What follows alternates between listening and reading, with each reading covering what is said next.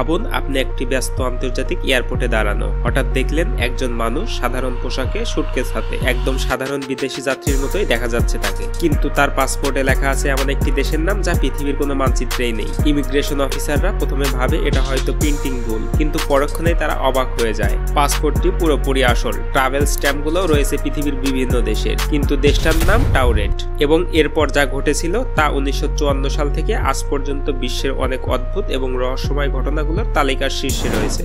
আজকের ভিডিওতে আমরা জানবো কে ছিল সেই মানুষ, সে কোথা থেকে এসেছিল এবং সে কিভাবে একটি তালাবদ্ধ হোটেল রুম থেকে অদৃশ্য হয়ে গেল, সেগুলোই দেখবো অনুমানের আজকের ভিডিওতে। ঘটনাটি ঘটে 1954 সালে জাপানের টোকিও হানেডা এয়ারপোর্ট, যেখানে হাজার হাজার যাত্রী প্রতিদিন আসে যায়। একটা সাধারণ দিনে দুপুরের দিকে একটি ইউরোপীয় চেহারার মানুষ ইমিগ্রেশন কাউন্টারের সামনে দাঁড়িয়েছিল। তার আচরণ একদম স্বাভাবিক, চেহারা দেখে যে কোনো মানুষ ভাববে একজন বিদেশি ব্যবসায়ী বা পর্যটক। সমস্যা শুরু হয় যখন ইমিগ্রেশন অফিসার তার পাসপোর্ট খুলে দেশের নাম দেখে, টাউরেট। অফিসাররা পরস্পরের দিকে তাকায়, কারণ পৃথিবীতে এ নামে কোনো দেশই নেই। অফিসাররা বিনয়ের সাথে তাকে জিজ্ঞেস করে, স্যার আপনার দেশটি কোথায়? মানুষটি অবাক হয়ে যায়। সে বলে, আপনারা এমন প্রশ্ন কেন করছেন?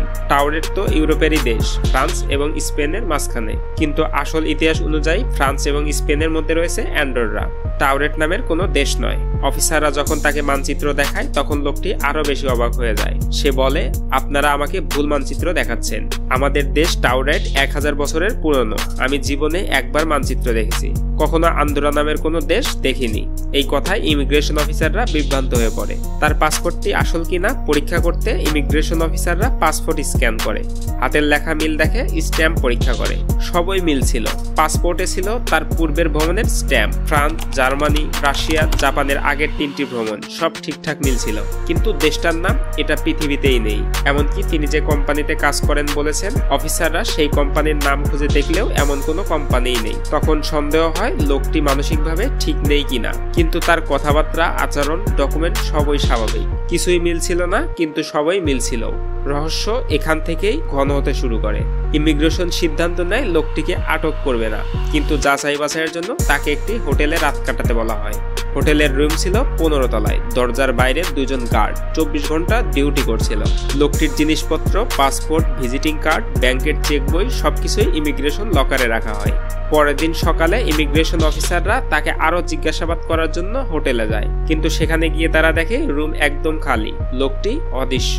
দরজা তালাবদ্ধ ছিল ভেতর থেকে। গার্ডরা বলে সারা রাত কেউ বের হয়নি, দরজাও খুলেনি। 15 তলায় জানালা দিয়ে পালানো অসম্ভব। ভাঙা কিংবা খোলা তার কোনো চিহ্নও ছিল না। লোকটি যেন হাওয়ায় মিলিয়ে গেছে। অফিসাররা তাড়াতাড়ি অফিসে ফিরে গিয়ে তার পাসপোর্ট পরীক্ষা করতে চায়। লকার খুলে দেখে পাসপোর্ট নেই, চেক বই নেই, কার্ড নেই, একটি কাগজও নেই। সকল কিছু যেন কখনোই ছিল না, এভাবে অদৃশ্য হয়ে গেছে। এই অংশটি পুরো ঘটনার সবচেয়ে ভয়ঙ্কর অংশ। ঘটনাটি তদন্ত করা হয় অনেকভাবে, কিন্তু কোনোটিরই সঠিক ব্যাখ্যা আজ পর্যন্ত পাওয়া যায়নি। অনেকে মনে করেন লোকটি আসল এমন একটি পৃথিবীতে এসেছিল যেখানে টিউরেট নামের দেশ ছিল। কোনোভাবে 2 পৃথিবীর মাঝখানের দরজা এক মুহূর্তের জন্য খুলে গিয়েছিল। সবচেয়ে জনপ্রিয় তত্ত্ব, লোকটি অন্য মাত্রার একজন মানুষ ছিল, যার পৃথিবীতে টিউরেট রাষ্ট্র স্বাভাবিক এবং বাস্তব। আজ প্রায় 70 বছর পরেও এটি পৃথিবীর সবচেয়ে অদ্ভুত এবং অসম্ভব রহস্যগুলোর একটি। লোকটি কে ছিল? কোথায় গেল? সে কি ভুল পৃথিবীতে এসেছিল, নাকি সত্যিই আমাদের চারপাশে এমন আরো দরজা কখনো কখনো খুলে যায় যা আমরা দেখি না? এতটুকু নিশ্চিত, 1954 সালে টোকিও এয়ারপোর্টে বাস্তবেই এমন একজন মানুষ ধরা পড়েছিল। আর এই ঘটনা আজও ইমিগ্রেশন আর্কাইভে কারণহীন নিখোঁজ হিসেবে নথিভুক্ত আছে। আপনি কি মনে করেন এই মানুষটি কি সত্যিই অন্য পৃথিবীর, নাকি সময়ের বিভ্রাটে এখানে এসেছিল, নাকি সরকারের গোপন কোনো ঘটনা? কমেন্টে জানাতে ভুলবেন না।